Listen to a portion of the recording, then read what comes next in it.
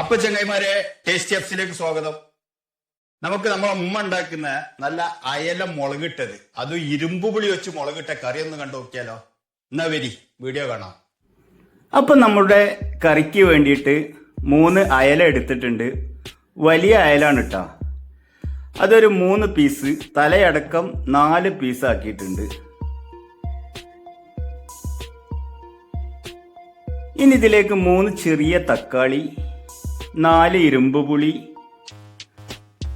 3 പച്ചമുളക്, ശകലം മല്ലിച്ചപ്പ്, കറിവേപ്പില, 6 അല്ലി വെള്ളുള്ളി, ചെറിയ കഷ്ണം ഇഞ്ചി, ചെറിയ സവാള പകുതി ഭാഗം. ഇനി നമുക്കിതെല്ലാം ഒന്ന് സ്ലൈസ് ചെയ്തെടുക്കണം.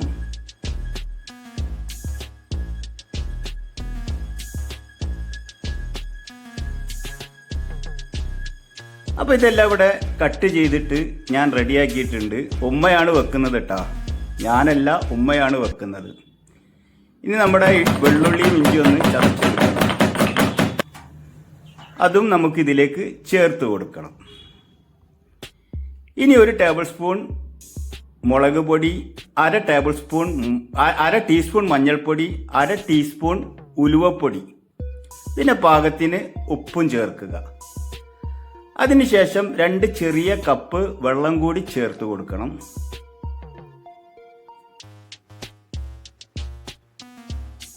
അപ്പോൾ ഇതെല്ലാം ചേർത്ത് ഇവിടെ റെഡി ആയിട്ടുണ്ട്. ഇത് നമുക്കൊന്ന് 4 മിനിറ്റ് വേവിച്ചെടുക്കണം.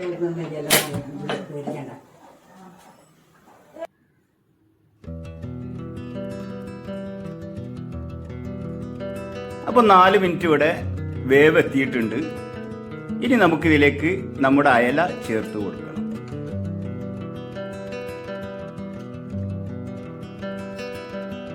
അപ്പോൾ അയല ചേർത്തിട്ട് വീണ്ടും 1 മിനിറ്റ് ഒന്ന് വേവിച്ചെടുക്കാം, മീൻ വേവുന്നതിന് വേണ്ടി. അപ്പോൾ അത് റെഡി ആയിട്ടുണ്ട്.